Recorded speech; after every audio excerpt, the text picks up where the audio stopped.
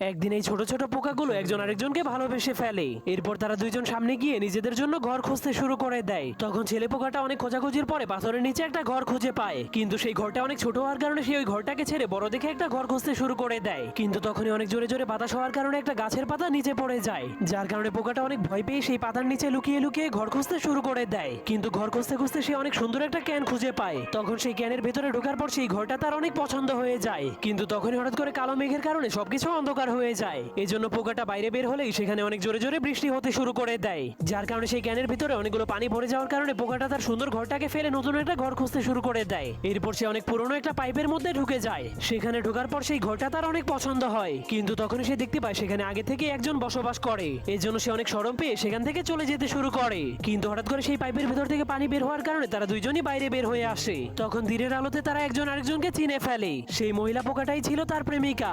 এরপর তারা জঙ্গলের ভেতর